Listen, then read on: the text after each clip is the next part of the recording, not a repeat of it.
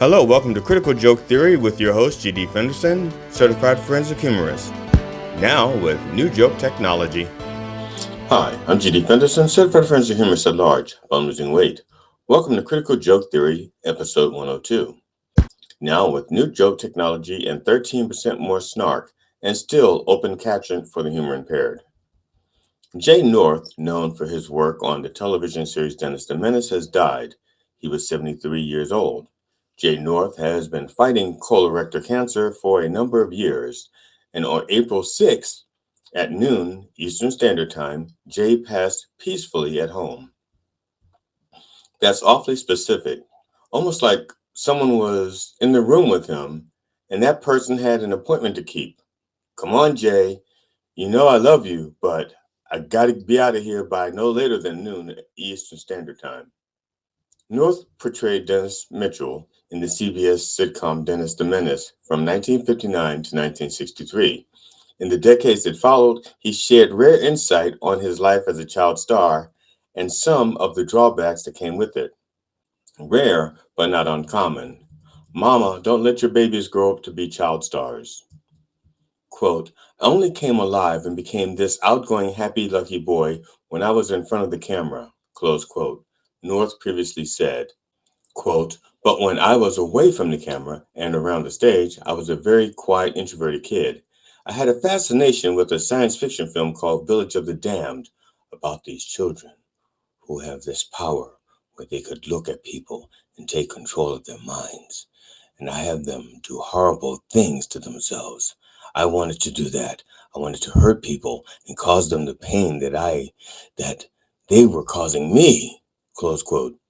Okay, the dramatics were my interpolation, but hey, Mr. Wilson, you didn't say anything to anybody. You could have said something other than you're a pest, a menace, a selfish, spoiled little boy, and I have no use for you. I don't want to see you. I don't want to know you. Mm-mm-mm. When Jay was 5, he played small roles on 77 Sunset Strip and Wanted, Dead or Alive. Then he was cast at age 6 as the bright-eyed troublemaker in the TV adaptation of Hank Ketcham's comic strip Dennis the Menace. In the movie Maya, Jay North played 14-year-old Terry Bowen, who travels from the U.S. to India to meet his father, Hugh Bowen, for the first time. After dispute with his father, Terry runs away and is befriended by Raji, and hilarity ensues. So I assume. I have never seen the movie. Jay reprised the role in a made-for-TV adaptation, where he ran away again, just like in the movie. Still had problems. As an adult, he turned to voice acting for animated television series, voicing the roles of Prince Turhan in the Arabian Nights segment of the Banana Splits Adventure Hour, and in the Flintstone Comedy Hour and Teenage Bam Bam Rubble on the Pebbles and Bam Bam show. I thought that was Ed Sheeran and Bam Bam. Okay, learn something new every day. Jay North also worked as a corrections officer in Florida. Quote, a lot of the inmates that I've guarded remember the show, Dennis the Menace. He told the Washington Times. Quote, many of them grew up watching the show, some the first time out, others in reruns, close quote. They were surprised that Jay wasn't in prison. After all, he was a child star. Rest in peace, Jay. When it came to driving Mr. Wilson crazy, you were the designated driver. Authorities in the Dominican Republic have identified 146 of the 221 people who were killed when the roof of a Santo Domingo nightclub collapsed this week. The National Attorney General's office released a list of names Thursday morning alongside a statement saying teams of forensic doctors and pathologists are still working tirelessly to perform all the autopsies and identify the remaining bodies retrieved from the rubbles. That would be Betty and Barney rubble. Juan Manuel Mendez, director of the country's Emergency Operations Center, said the rescue efforts have officially ended after 53 hours of nonstop searching. Today we conclude the most difficult work in my 20 years as the head of the EOC, he said in tears. We lifted all the rubble and rescued 189 survivors. Hopes of finding more victims alive are dwindling. Hundreds of heartbroken families have been showing up to the site of the tragedy hoping to find their missing loved ones since Tuesday when the roof of the bustling discoteca Jet Set Risque collapsed during a performance by the renowned merengue singer Ruby Perez, who was among the dead. It is believed that Ruby was performing his hit songs like Buscando tus besos. If my junior high school Spanish is worth a dime, Buscando tus besos either means fuck you, Jeff Bezos, or looking for your kisses. Hmm. He also played Coba Day, which I think translates to Trump Trump, not to be confused with Selena Kobade, which translates to cowardly or wimpy. I don't know why the distinction. I think if it's one, it's cowardly, but if it's too cowardly, it's Trump. Rest in peace, those of you who lost your lives at the discoteca Jet Set Risque. FBI Director Kash Patel has been quietly removed as the acting director of the Bureau of Alcohol, Tobacco, Firearms, and Explosives after he stopped showing up to work there. Kash Patel could only act like the director because he didn't know how to do the actual job. Patel had not been seen at the ATF facility for weeks.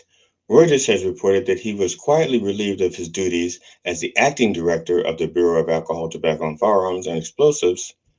Army Secretary Daniel Driscoll will replace him in that role. Driscoll is a former Army First Lieutenant and businessman who previously served as a senior advisor to couch molester Vance, seen here thinking dirty thoughts. The bigger the cushion, well, you know the rest. I am certain that whenever Trump makes a public statement about this, Kash Patel will be the best ever, and it will somehow be Biden's fault that Kash Patel wasn't qualified to do the job. 6 people died when a helicopter crashed into the Hudson River Thursday afternoon. The incident happened at around 3:17 p.m. near the Holland Tunnel ventilation shaft in Jersey City, not far from the River Drive South and Newport Parkway near the Water's Soul Sculptor. New York City Mayor Eric Adams said 3 adults and 3 children were killed, including a family of 5 from Spain and the pilot. 5 of the 6 victims are Siemens executive Agustin Escobar, his wife, and 3 children, ages 4, 5, and 11. Their bodies have been recovered, he said. In keeping with Trump's immigration policy, Adams had them deported. Trump blames the accident on DEI and is seeking a 10% tariff on the Spanish imports. A federal judge ordered Trump's House of Whiteness on Tuesday to restore the Associated Press's full access to cover presidential events, affirming on First Amendment grounds that the government cannot punish the news organization for the content of its speech because of the content of Trump's character. U.S. District Judge Trevor N. McFadden, an appointee of President-elect Donald Trump, ruled that the government can't retaliate against the AP's decision not to allow the President-elect's executive order to rename the Gulf of Mexico. The decision, while a preliminary injunction, handed the AP a major victory at a time the White House has been challenging the press on several levels while not being on the press's level. Quote, under the First Amendment, if the government opens its doors to some journalists, be it to the Oval Office, the East Room, or elsewhere, it cannot then shut those doors to other journalists because of their viewpoints, close quote. McFadden wrote, quote, the Constitution requires no less, close quote. It was unclear whether the White House would move immediately to put McFadden's ruling into effect. McFadden held off on implementing his order for a week, giving the government time to respond or appeal. Shortly after the ruling, an AP reporter and photographer were turned away from joining a motorcade with the White House press pool to cover Trump's appearance before the National Republican Congressional Committee. If you saw Trump's speech at the NRCC, it needed to be covered, up with a pile of wet shit. The AP has been blocked since February 11th from being among the small group of journalists to cover Trump in the Oval Office or aboard Air Force One, with sporadic ability to cover him at events in the East Room. Lucky them. Trump has moved aggressively like a bitch against the media on several fronts since taking office again. The Federal Communications Commission has opened lawsuits against ABC, CBS, and NBC News. The administration has sought to cut off funding for government run news services like Voice of America and is threatening public funding for public broadcasters PBS and NPR for allegedly being too liberal in news coverage. And by being liberal, he means liberal with Trump facts. Quote, the court does not order the government to grant the AP permanent access to the Oval Office, the East Room, or any other media event, close quote. Quote, it does not bestow special treatment upon the AP. Indeed, the AP is not necessarily entitled to the first in line every time permanent press pool access is enjoyed under the White House Correspondents Association, but it cannot be treated worse than its peers, wire service either. Trump said, what's the point of being here if I can't denigrate who I want? Fucking Constitution. Can't live with it, can't live within it. Popular outdoor equipment retailer REI has issued a public apology for its previous endorsement of Doug Burgum, the man Donald Trump tapped to lead the Interior Department into the ground. Pun intended, even if not appreciated. Late last year, environmental groups warned against supporting the then governor of North Dakota for Interior Secretary, arguing that the former businessman would sacrifice federal lands in the name of increasing profits for fossil fuel companies. But REI, then led by Eric Arts, which presents itself as a pro-environmental company, defied these groups in January when it signed on to a letter supporting Burgum's nomination.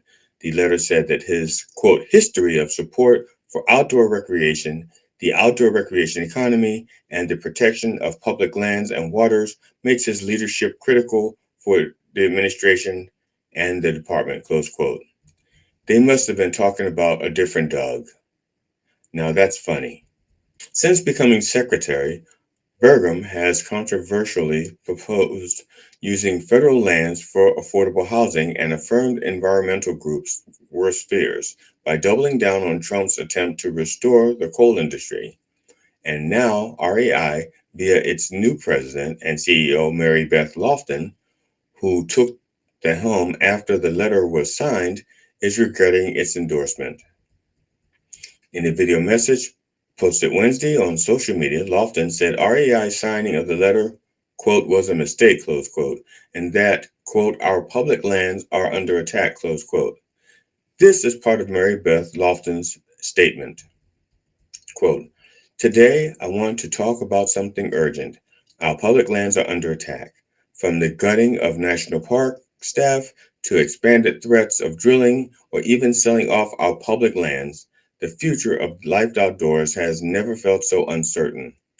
Earlier this year, REI signed an outdoor industry letter supporting Doug Burgum as Secretary of the Interior. We are one of the many organizations to sign and did so in an effort to have a seat at the table and continue our outdoor recreation advocacy. Many of you shared your disappointment and your frustration with that decision, and I hear you. Let me be clear, signing that letter was a mistake. While it is nice for her to say so, it should have been Eric Arts who made this statement before he left REI. Legend has it that, quote, REI is in a strong position today because he, Eric Arts, always kept our purpose, values, and people as his North Star. Being Black, I know a little bit about following the North Star. It was supposed to lead to freedom, a clean start, not clean coal and dirty air. I hope all of you Burgum endorsers regret what you have done.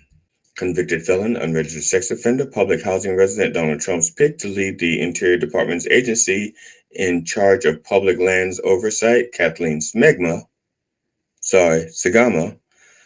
has abruptly withdrawn her nomination, a Senate committee announced on Thursday. Senate Energy and Natural Resources Chair Mike Lee, Republican of Utah, did not specify why Kathleen Segama, the head of the Oil and Gas Trade Association, Western Energy Alliance, had pulled out of her bid to head the Bureau of Land Management. But the abrupt withdrawal happened after an outside group publicized what it said was a 4-year-old memo in which Segama said she was, quote, disgusted, unquote, by President Donald Trump's role in the January 6th riot at the Capitol. Quote, I am disgusted by the violence I witnessed yesterday and President Trump's role in spreading misinformation that incited it.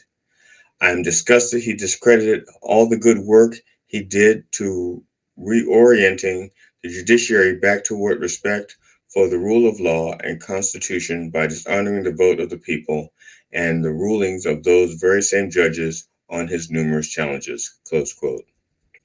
Now, this is what she said this week. Quote, it was an honor to be nominated by President Trump as director of the Bureau of Land Management.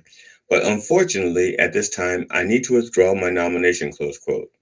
Sagama said in her official withdrawal statement submitted to the committee, quote, I will continue to support President Trump and fight for his agenda to unleash American energy in the private sector, close quote. Unleash? Big oil is the least leashed entity in our country.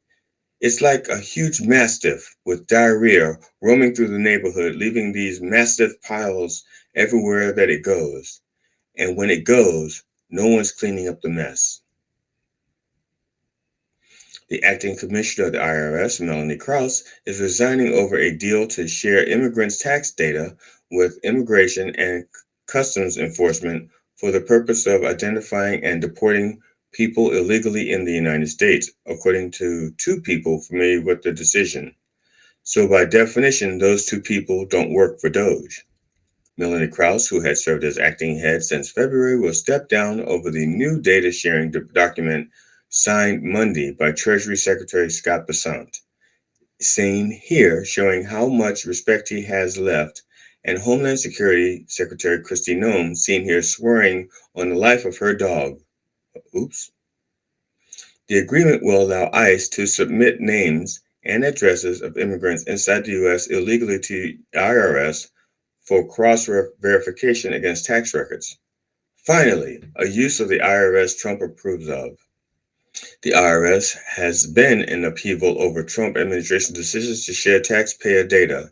Acting Commissioner Douglas O'Donnell announced his retirement from the agency after roughly 40 years of service in February as Air Fuhrer Elon Musk, make that as the Fuhrer spread over Elon Musk, Department of Government Efficiency gaining access to IRS taxpayer data. Krause replaced O'Donnell. United States Navy Vice Admiral Shoshone Chatfield, the only woman on NATO's military committee, was fired over the weekend by the Trump administration, United States officials said on Monday. Although no reason was given, officials said it was apparently tied to comments she has made that supported diversity in the force. Oh my God, not diversity. Chatfield is the third top female officer to be fired since Trump took office. You say took, I say mistook, as in the people made a mistake.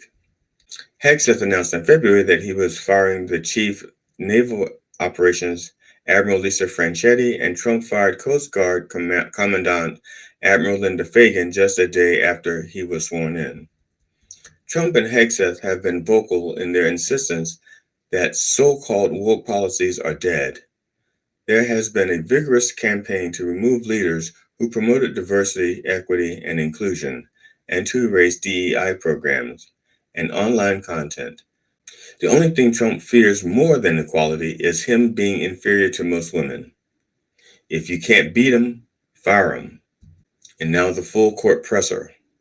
The Supreme Court on Thursday, in a 9-0 decision, refused to lift a judge's order requiring the Trump administration to facilitate the return of a Maryland man, Kumar Abrego Garcia, mistakenly deported to El Salvador on purpose. The court's emergency ruling instructs the lower judge to clarify the language of her order, but said she acted properly in ensuring that Kumar Abrego Garcia's case is handled, quote, as it would have been had he not been improperly sent to El Salvador, close quote. Quote, the district court should clarify its directive with due regard for the deference owed to the executive branch in the conduct of foreign affairs.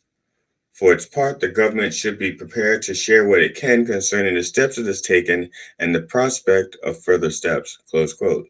The two phrases here that concern me are, quote, with due regard for the deference owed to the executive branch, close quote, and, quote, the government should be prepared to share what it can, close quote. With regards to the with due regard for the deference owed to the executive branch, the Roberts Court jesters keep using this phrase indicating that Trump's status should color the law. And I cannot find where the Supreme Court ever used that phrase in reference to any Biden decisions. I could be wrong, but most people are not going to take the time to look. So let's just say that I'm not wrong and move on. As for, and quote, the government should be prepared to share what it can, close quote, let's face it, if Trump is good at anything, it's dragging his feet, dragging his ass, and dragging his knuckles. So don't hold your breath waiting for him to share anything that the court can use. Quote, in the proceedings on remand, the district court should continue to ensure that the government lives up to its obligations to follow the law, close quote. Justice Sonia Sotomayor wrote in a separate statement joined by the court's two other liberal justices, and she should have added, because we sure as hell won't. A Justice Department attorney, Erez Ruvini, who struggled in court on Friday, just like I'm struggling with his name tonight, to explain the Trump administration's deportation of a Maryland man, Kilmar Abrego Garcia, to El Salvador, has been placed on administrative leave, a department official said. And they should have added, we cannot have him telling the truth in court. At the hearing, the government attorney, Erez Ruvini, expressed frustration over not having the information the judge was seeking in the case of Kilmar Abrego Garcia and made it clear he wasn't getting much help from his superiors. Abrego Garcia, quote, should not have been removed, close quote, he said, adding that he didn't know why Abrego Garcia was ever arrested. Quote, I am also frustrated that I also have no answers for you on a lot of these questions, close quote, he said, and thus ended his career. He said, and thus ended his career. Attorney General Pam Bondi said in a statement that Ruvini had been placed on leave, quote, at my direction, every Department of Justice attorney is required to zealously advocate on behalf of the United States, close quote, she said. Quote, any attorney who fails to abide by this direction will face consequences, close quote. But if they do, they will face consequences. I have counted 14 former Trump attorneys that have faced disciplinary action from the bar, and 4 attorneys pending action. The head of Justice Connection, a network of former Justice Department employees, defended Ruvini, saying in a statement that he was, quote, defended his clients with great skill and integrity, never as a loyalist or partisan, but because he believes in the rule of law, close quote. Quote, Justice Department attorneys are being put in an impossible position. Obey Trump or uphold their ethical duty to the court and the Constitution, close quote. Executive Director Stacey Young said Sunday, quote, we should all be grateful to the Department of Justice lawyers who choose principle over politics and the rule of law over partisan loyalty, close quote. Well, we can't have that now, can we? The Supreme Court vacated a judge's order temporarily blocking the Trump administration from using the Alien Enemies Act to deport Venezuelans, enabling the administration to resume removals under the Wartime Powers Act during peace times. The matter before the Supreme Court was not whether the Trump administration properly used its wartime power to expel those it has accused of being gang members, but from where those challenging their removal must launch their suits. While the order requires those challenging Trump's use of the Alien Enemies Act to do so in Texas, where they are being detained, the court dealt a blow to the Trump administration's swift removal of migrants without hearings. To quote Roxy Hart from the musical Chicago, thanks for nothing.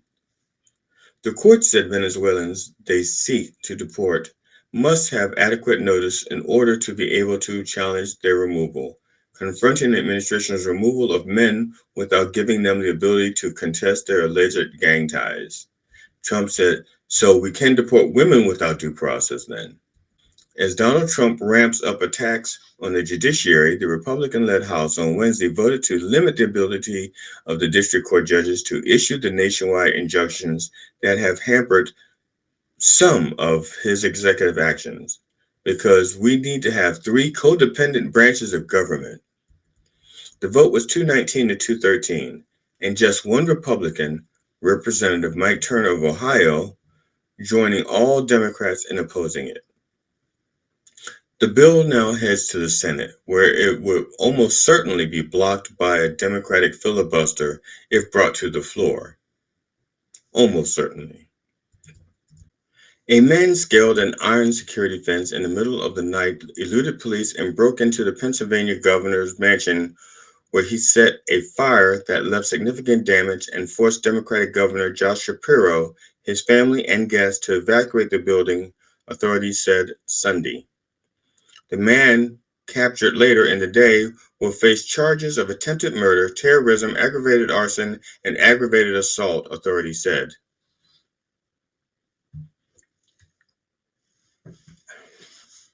For those of you who are trying to help our Jewish friends celebrate Passover, it is called a Passover Seder, not a Passover Cinder.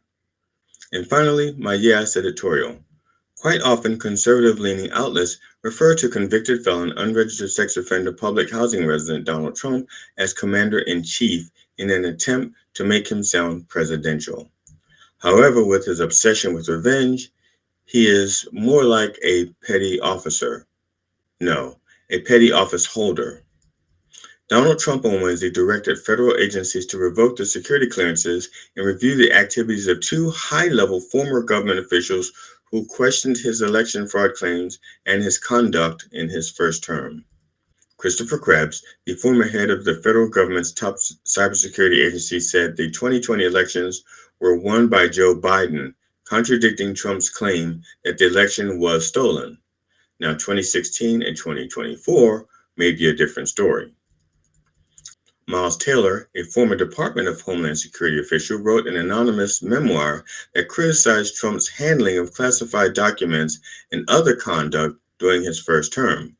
One memorandum, signed by Trump, directed the Attorney General and the Homeland Security Secretary to, quote, take all appropriate action to review, close quote, the activities of Krebs.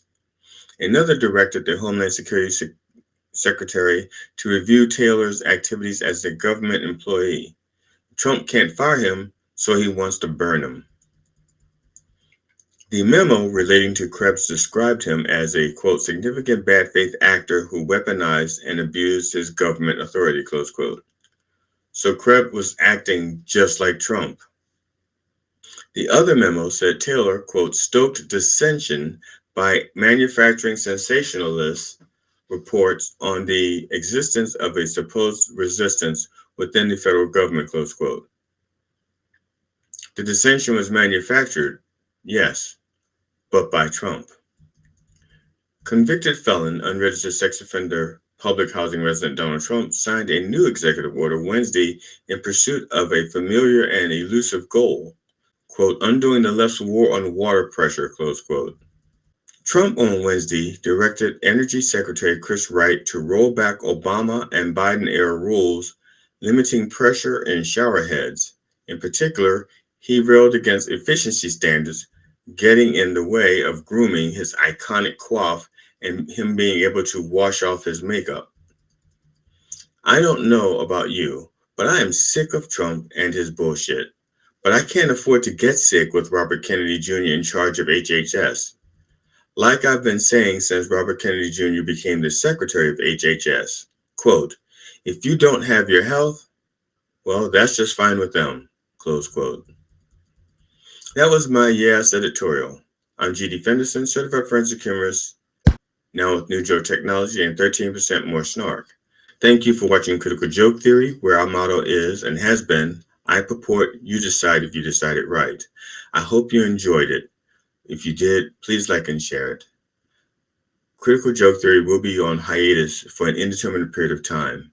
I have a few shows to prepare for. I'm working on a special for September and creating a new podcast for June. so I will be extremely busy and will not be able to dedicate the hours it takes to prepare Critical Joke Theory. But please check out Done Way Past Funny on YouTube, Knob TV, and Spark TV. Also watch The Church of Last Resort, streaming live on Sundays on YouTube at 9 a.m. Eastern. And feel free to check out my website at www.sogdfunny.com to access more of my content.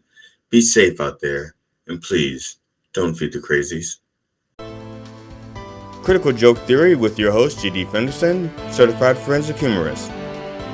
Now with new joke technology.